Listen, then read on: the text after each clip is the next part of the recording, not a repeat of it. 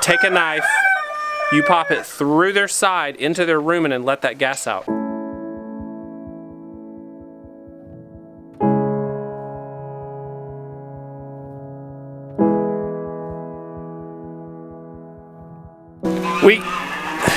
We came back from our trip to find this guy's causing trouble.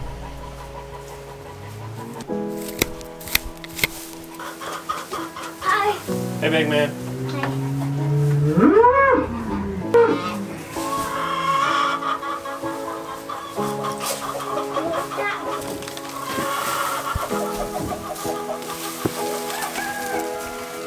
I didn't, Dad. Try it again. Try to get it. Oh, it's high, isn't it? Yeah. Nice job. Get this cow some fresh water. I want to get the cow out of here as soon as possible this morning, so I've got to clear out some of this hay. I built my gate too low to the ground, so any hay on the ground here makes it almost impossible to open this gate.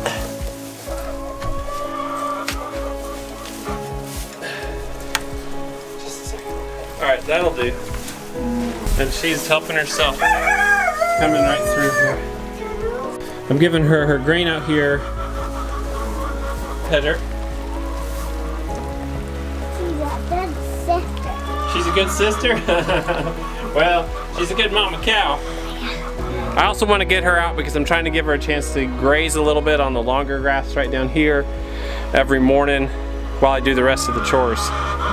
You always got to watch out for this bump because you don't want to put your head here, because if she picks it, when she lifts her head, she can hit your chin, she can break your jaw because the top of her head's so hard. So don't lean over her. You can come stand here and pet her too if you want. Is she gonna break our hearts? Yeah, right.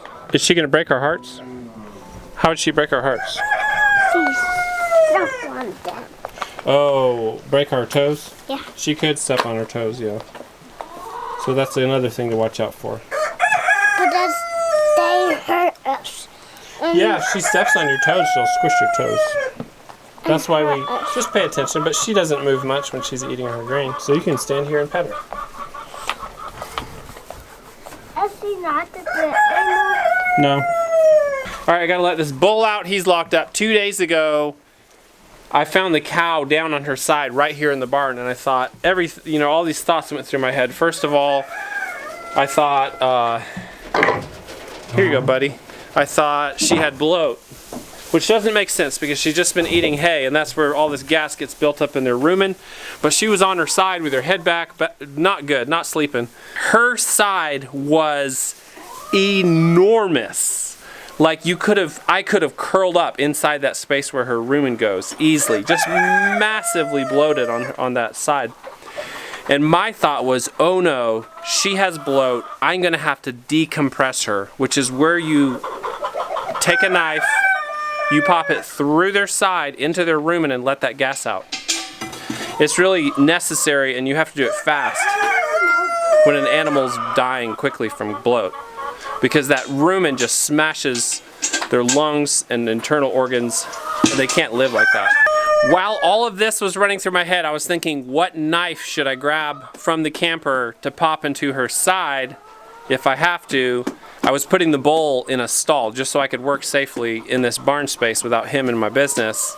Next thing, I grabbed her by the collar and just jerked her, made her get to her feet. She had to get up. A cow who lays like that all the way on its side will end up dying. So she popped on her feet, fortunately, and then just over about a minute, all that gas, because of her position change, just passed through and was gone.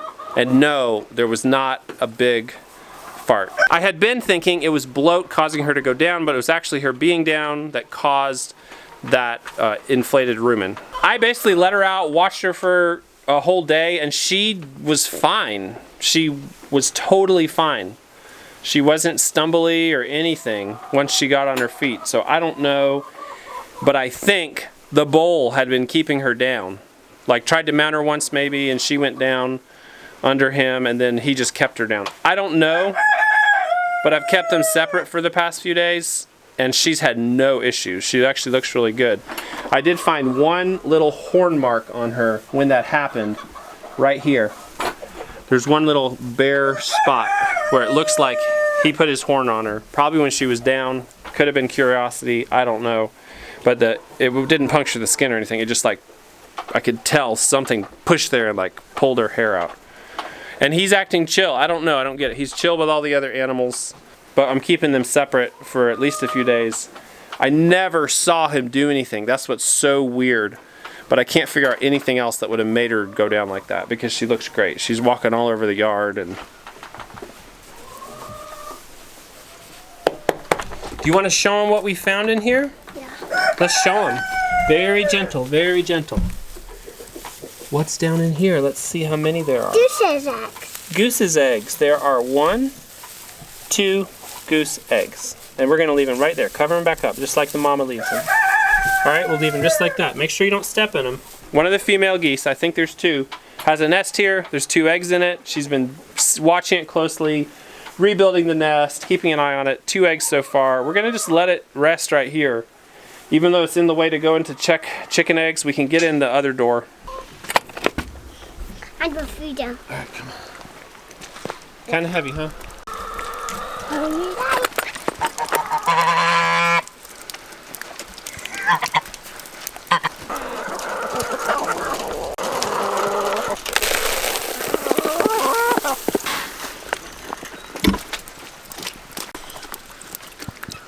Good job. Yeah. Jump over the goose nest, don't step on it. When she's setting here, we'll have to go in the other door. All right, find the eggs. Here. There's a chicken. There's a chicken. Let's check under that chicken, okay? Because I don't want her to, come on, gently, gently. She's not letting us. Oh, we'll get them. There's 4 eggs under her. Are there babies in there? Why don't we just eat them? Well, they're fertilized. They're not baby chickens in them, though. I've been checking the eggs just religiously once and then sometimes twice a day because I think we have an egg eater, a chicken that eats its own or other chicken's eggs. And even though I got 4 eggs today, there's still some evidence of an egg eater. Can you see it? You see the upper egg? There's yolk all over that egg. I didn't see any shells under there, but then I was looking underneath a hen too, so it's totally dark. I'll check in there later. We've been getting eggs every day, 4 to 5 eggs.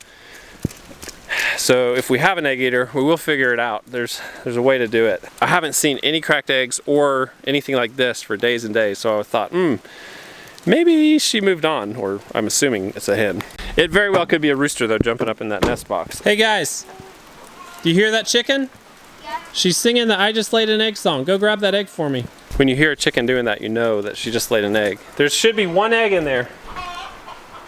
You hear her? If you didn't see our last few videos, we went out to Arkansas to Jess and Maya's house and we took a class with Hand Hewn Farms. It was a 3-day, well, it turned into kind of a 4-day pig butchery class, and it was awesome and has made me really excited about our upcoming pig butchering and definitely changed my thinking some. I've always struggled with trying to do all the preservation things and like using intestines for sausage when you can just buy them because it's simpler.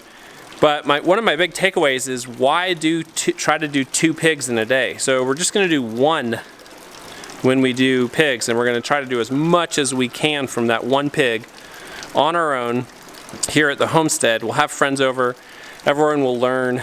When 2 people who are really experts on the topic and a whole group does 1 in 3 days, it makes me think, why should I try to do 2 pigs at a time? So we're just going to do 1 at a time. We may send the other one off and just have it turned into cuts and sausage, and then just focus in on learning and really honing our skills on one of them. So that's exciting. That'll happen just a couple weeks here. Okay, tell me why you couldn't get the chicken egg. The chicken was sitting on top of it. The chicken was sitting on it. Probably another one is in there laying now. That's fine. We'll get it later this afternoon. Oh, I forgot. I never showed you when I put the cows in the barn. I put the cows in the barn just a couple days before we left, and the reason why is basically this right here. There's just no way to avoid damaging your pastures in the winter. And getting them off the pasture now will give this enough time to recover through the freezing and thawing. So I'll cut back to like 2 days before we left on our trip. Right now, I'm putting the final touches on getting ready to go out of town. I'm gonna do something I've been wanting to do for quite a while, which is get the cows out of the pasture. There's no grass out there for them to eat. They're trampling it to death. So I'm gonna put them in the barn. It's about 25 by 20 feet. It's plenty of square footage for all the cows and the goats. But I was a little worried about the goat safety, so I'm gonna fix this stall up so only the goats can enter it, and so the bull can't even get in here.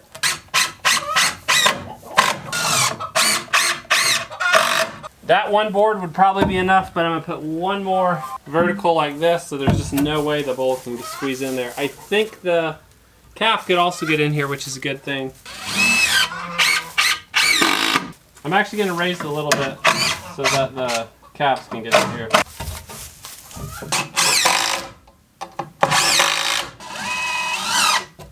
Alrighty, he won't be able to fit his shoulders through here, but I think all the goats, I know the goats, and I think that the calf and the steer can fit through there as well. Alright, here you go. Look, here's some beautiful fresh hay. It's kind of a joke because it's just a little handful of hay.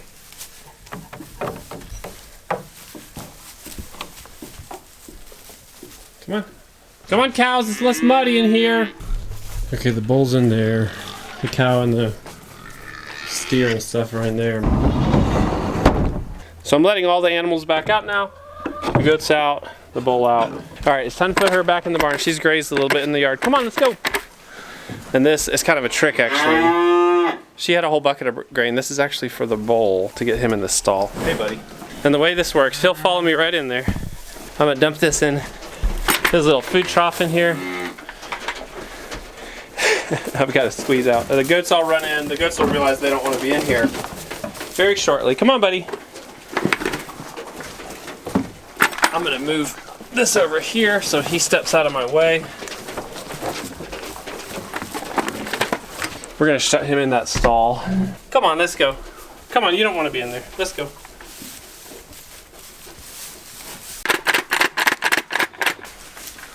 All right, threw the bull some hay. Chickens are all in here out of the drizzle. Oh, there's a chicken in there. Come here. One more egg. All right, shut this door to keep the geese, slick, from making a mess in the barn. I got one more thing to show you that's kind of cool. If you followed us for a while, you'll remember. Hey, there's my, I'm gonna call it salted pork. 3 hams. One's a front leg, 2 are back legs.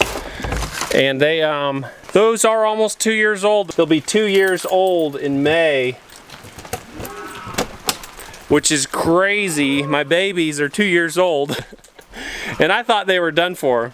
They've been abused and neglected and dried too much. So I won't call them prosciutto. I think that would be an offense to anyone who really makes prosciutto. I tried them, we tried it the other day. It's actually not that bad, but it's salted pork, that's what I'm calling it. It's preserved, it's been out of the fridge for 2 years.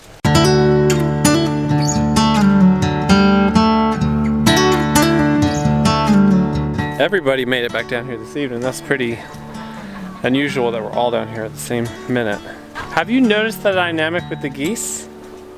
There's something really weird going on with them. There's 4 of them against 1 of them. Have you seen that? Oh, so because there's one girl, we need to... No. Come here, I'll show you. Wow, it's windy. So I've been thinking exactly what you said until yesterday. Okay.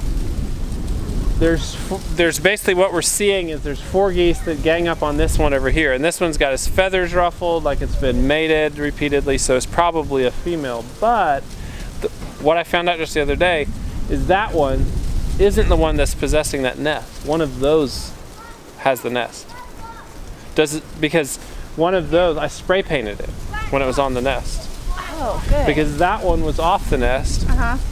So I think that's a female, or it's just an outcast. I don't get what's happening. Basically, that one over there is an outcast. They attack it whenever they're around it. If they attack that goose, no matter what happens. But do you think they're doing that because used to the limping one was the outcast? I don't know, maybe they're used to having outcasts. The limping one disappeared. But those 4, one of them is the one that built that nest and sits on it. And when that one sits on it, all the others gather around and like talk to her. Aww. So I spray painted her tail. So I'd know which was the other female. The one female is obvious if that's what's going on. Yeah, next time we need to get a type of goose that you can tell the difference. I think the other 3 are males though. It's hard to tell though. Here you go. I have a good idea. What's your idea, buddy? What's your good idea? Oh, is that your good idea? This boy's so cute. That boy is so cute. You're right. He is so cute. Tell me what you're eating there. What? What are you eating there? Prosciutto. It's not really prosciutto, but it's cured Meat. pork, right? You have a little chunk of it there you're working on? What does it taste like? Saltiness. Salty? A bit too salty. What's the flavor like? It's not very well. It has a weird texture at the end. Really? It's technically raw meat. Mm-hmm. Does that gross you out? No. It's yummy. Yum.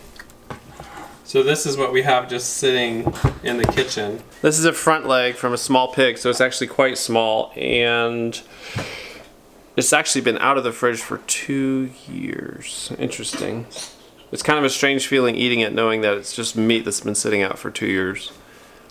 Having never done that on our own before, but it's actually really tasty. And like I said, I abused these hams. I neglected them. They dried out too much. And so they're overly salty, but quite delicious when sliced really, really thin. And I'm hoping to keep most of them out to about 3 years and then maybe give away pieces or start consuming them in earnest. I won't force myself to wait 3 years because it takes forever to work on the leg. We've been working that leg for 2 weeks now. Just slowly slicing bits off of it, and there are a bunch of us, and pretty much everyone enjoys it. Except Mom. Except Mom. Let's cover that back up. Well, thanks for joining us today, guys, and we'll see you tomorrow. We're happy to be home. Bye.